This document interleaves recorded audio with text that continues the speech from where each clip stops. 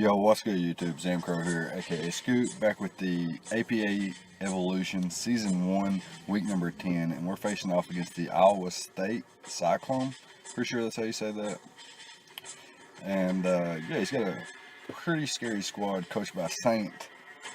He's got Mew, which is a Z-move user, Mega Lopunny, Primarina, Superior, Jolteon, Crawdaunt, Bronzong, Palossand, Moltres, Gligar, and the Garbodor. So, at first glance, it just looks like a lot of offense with, I believe, 3 very solid Stealth Rockers, as well as Garbodor having Toxic Spikes. So, more of an offensive type squad. I don't expect him to bring a defensive Mew or anything like that. I do expect him to bring full-on offense. If he brings a defensive Mew, it's going to be to check my Zygarde. But like I mentioned, his team is more of an offensive build. So that being said, we have Zygarde 50%, Mega Diancie, Tangrowth, Crocodile, Slowbro, Miltank, Cobalion, Alola Marowak, Oricorio, all forms, and our Piloswine, where our Z-move users are Zygarde 50% and the Oricorio. Our opponent, alongside Mew, has Moltres as a Z-move user. So yeah, it's pretty scary. Moltres is actually a really nice low-tier Z-move user, in my opinion. I believe Z-Hurricane, Fire Blast, it's dual stab, very solid, especially in draft format. So, that being said, we've decided to bring Zygarde 50%, Mega Diancie, Tangrowth, Crocodile, Slowbro, and the Alola Marowak. We have a Dragon Dance and Rock Polish, Zygarde 50% and Mega Diancie respectively, as well as having, like, alongside of that, it's not really speed control, but a way to outpace my opponent. We also have Trick Room on Slowbro that lets Slowbro and Alola Marowak thrive underneath Trick Room. Also, I guess I also could thrive under Trick Room with something like Tangrowth if certain things are, certain situational things are met, such as like Bronzong and Mew being weakened, or Superior being weakened, things like that. My Tangrowth being slower than his entire squad. Under Trick Room, say he had something like Jolteon, Crawdaunt, Moltres, and the Gligar left, and I got a Trick Room up and had my Tangrowth in with Giga Drain, Hidden Power Ice, and Rock Slide. I could actually win with Tangrowth. Speaking of movesets, though, so Zygarde 50% is a Dragon Dance variant with 1,000 arrows, and I believe we have Toxic on this bad boy. We are absolutely Dragon Dance, 1,000 arrows, Extreme Speed, and Toxic on Zygarde 50%. We have quite a bit of HP investment, almost 200 EVs, with max attack and barely any speed investment. We only had to be faster than things like Primarina and Crawdaunt, which we do that pretty easily. Everything else is going to outpace us anyway. We're going to be able to outpace things like Primarina, Crawdaunt, Bronzong, Palossand, Gligar, potentially, and Garbodor. Gligar could actually be faster. I expect everything else that I didn't mention to be faster 100%. Next up, we have a Rock Polish Mega Diancie, also running a Timid Nature, max special attack, enough speed to outpace Mew, which allows us to outpace Moltres, Gligar, everything not named Mega Lopunny, Superior, and Jolteon. And of course, Crawdaunt could have the Aqua Jet, which could be scary for Mega Diancie. So eliminating Crawdaunt is essential for a Rock Polish sweep. Otherwise, clicking Rock Polish is pretty useless because that could just always revenge kill with like Life Orb or Choice Band Aqua Jet. Also, another thing that could make Dragon Dance and Rock Polish not very effective, and why I am bringing Trick Room as well, is because he could have Jolteon with Quick Feet. And Quick Feet, if you didn't know, if Jolteon is statused, Jolteon gets a 2x speed boost. So that's definitely something to consider and something that I thought about. So that being said, on Mega Diancie, we are rocking the Rock Polish, like I mentioned, with Moonblast as our main form of attacking. But he does have Moltres, which resists Fairy. And gets obliterated by rock type moves. So that's why we're packing the power gem.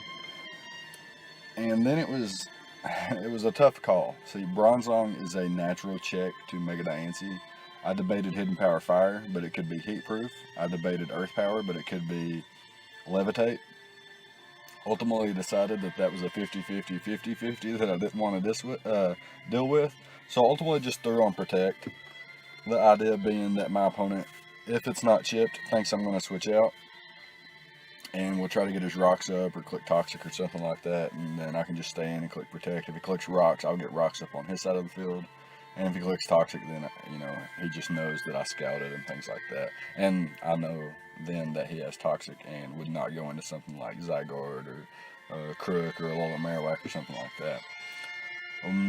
But yeah, the rest of my squad really can pressure Bronzong, which opens up holes for Mega Diancie. And if I can get a Rock Polish up with Crawdaunt either not brought or gone, eliminated from the match already, then Mega Diancie can potentially sweep after a Rock Polish, which should be really nice. So Tangrowth is very essential in this matchup. It is my designated switch in to not only Primarina, but as well for the Crawdaunt. Like, I've got a max HP, max Spadef, specially defense boosting nature. I thought about running no item so that I could switch in on the knockoffs from the Crawdaunt, but ultimately decided that knockoff into knockoff won't knock me out. So running an item is okay, so I decided to bring the Assault Vest, which allows me to better take hits from the Primarina, which is really nice for me. Next up we have the, our moveset, so let's talk about it for a second. Giga Drain, Knockoff, Rock Slide, and the Hidden Power Ice. Hidden Power Ice, well, first of all, Knockoff into Hidden Power Ice allows us to get the 2-hit KO on the Gligar. Not Knockoff into Hidden Power Ice, but removing its Eviolite allows us, if it doesn't Roost, to get a 2-hit KO while it's a flying ground type. And Giga Drain's pretty self-explanatory there for the 2 water types. Knockoff for the Mew, the Bronzong, get rid of the Eviolite like I mentioned, potentially getting rid of a Scarf or like a Flame Orb or something on Superior or Jolteon, which would be nice, and things like that. Next up we have a Crocodile with Taunt, Knockoff, Earthquake, and Pursuit, max HP with a little bit of speed investment and quite a bit of special defense investment. It can take a hit from Mew, Moltres, Jolteon specifically. Most notably our Jolteon switch in. I wanted to run Lightning Rod on Alola Marowak, but Rockhead ended up being the go-to because of Flare Blitz and things like that. And so that being said, I wanted to have a more realistic chance of being able to switch in multiple times to the Jolteon if it happens. I can pivot around my grass type, my ground types, and things like that. And he may think I run Lightning Rod on the Alola Marowak. So we have Knockoff. It's Knockoff and Earthquake, pretty self-explanatory. If he brings in the Bronzong and I can trap it with my Crocodile, I can click Pursuit and get some nice chip damage off to put it in range of something like Mega Diancie, where it can't come in on Moonblast repetitively or something like that. Taunt is there to prevent things like Garbodor, Bronzong from getting over their Stealth Rocks, or from something like Mew or Mega Lopunny setting up way too much. Next up we have a Slowbro here with max HP, and I split the defenses almost down the middle, 116 defense EVs, 144 special defense EVs with a Calm Nature. And yeah, this thing's very fat on both sides of the spectrum, can take hits from a lot of his squad. Most notably the Mega Lopunny, the Primarina, and the Mew. And I do have Trick Room, Psychic, Scald, and Slack Off. Slack Off for recovery, also the Regenerator ability for recovery. Trick Room so that Slowbro here and Tangrowth and Alola Marowak can thrive underneath Trick Room versus my opponent's faster, more offensive squad. And then we've got a Thick Club, Alola Marowak with a Brave Nature, max HP, max attack with a minus speed boosting nature, and 0 speed IVs, same as Slowbro and Tangrowth, I believe, with Flare Blitz, Shadow Bone, Will-O-Wisp, and the Stealth Rock. So yeah, it's going to be a really fun match. Our opponent, like I mentioned, he has 4 really, I think I mentioned he had 3 really good Stealth Rockers, but he actually has 4 if you count Mew. But like I said, I figured it would be more offensive in this matchup. Yeah, but that's going to be the prep, though. Let's go ahead and hop into the battle and see how things go.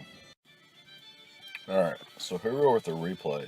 My opponent, Saint, has decided to bring the Mega Lopunny, Mew, Bronzong, Crawdaunt, Primarina, and the Gligar. So lots of pressure here for things like Tangrowth and Slowbro, my defensive core there.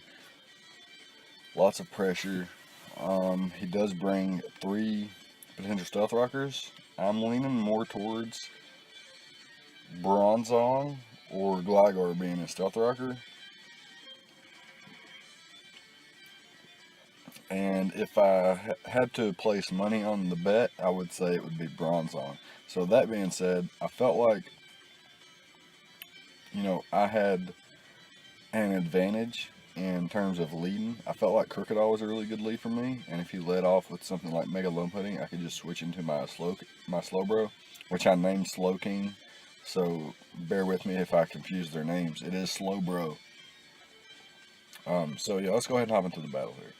I'm going to lead off with Tangrowth, expecting his Primarina lead. Expecting him to...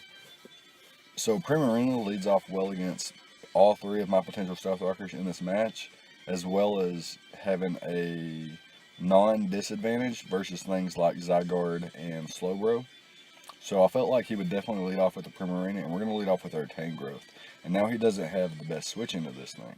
So I can click knockoff here. As my opponent switches out into the Gligar here, I get rid of its Eviolite immediately, and he goes for the taunt as I just click the Hidden Power Ice and do a nice clean 66%.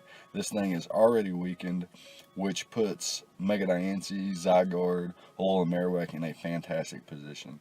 However, my opponent does U-turn out into Mew. Now this thing could be Sub, it could be Calm Mind, Swords Dance, Nasty Plot, it could be Rock Polish, it could be some sort of Baton Pass variant. It's really untelling what my opponent will go for here. So I'm just going to go for the Giga Drain there, expecting my opponent to roost with the Gligar, but he does U-turn out into the Mew. And now I'm going to hard switch into my Crocodile as my opponent goes for the Nasty Plot. And now I'm going to pivot into my Slowbro, expecting the Aura Sphere or the Vacuum Wave, knowing that either the Aura Sphere or the Vacuum Wave would not put Slowbro in range of Shadow Ball or Thunderbolt at +2 special attack here. So I can comfortably eat a Thunderbolt or a Shadow Ball here, and I'm going to go for Trick Room. Excuse me, I said comfortably eat. That was not comfortable, but I did eat nonetheless. I'm going to pivot into Crocodile here on a second Thunderbolt. I knew, I guess he could have went for Aura Sphere there, but I did not expect him to because I also had a Alola Marowak that I could go into. And I think he kind of thought that I may go into a Alola Marowak there. He couldn't click Psychic because of the Crocodile, and he couldn't click Thunderbolt or Aura Sphere because of the Alola Marowak. So actually pivoting into Primarina was a fantastic play, and it gets me 100% here. But I do have Tangrowth to switch in. I take nothing from Scald. I do not get burned. And I'm going to pivot into my Alola Marowak here, expecting my opponent to actually click Moonblast the following turn, wanting to get some chip on my Tangrowth. Maybe expecting me to click knockoff again. So I get my Alola Marowak in, and he pulls a switch from his Bronzong into his Primarina, and this is going to take well over half from my Shadow Bone there, as you can see. Sort of a bulkier Primarina, able to eat that up. But I am going to be able to switch out into my Tangrowth once again here, as he's going to pull a switch into his Bronzong this turn. And I didn't want to click knockoff yet, because that would lessen the damage that my Crocodile would do with knockoff. So what we're going to do is pull a switch out into a Alola Marowak and get this bad boy in before rocks come up, and then get my own rocks up at the same time. Pivot into my Crocodile to get the Intimidate off on the Gligar as he goes for Roost. I couldn't stop the Roost, and it wasn't worth taking an Earthquake with Alola Marowak, because Alola Marowak actually looks really good versus my opponent's squad. And my opponent U-turns out here on my Tangrowth into the Mega Lopunny.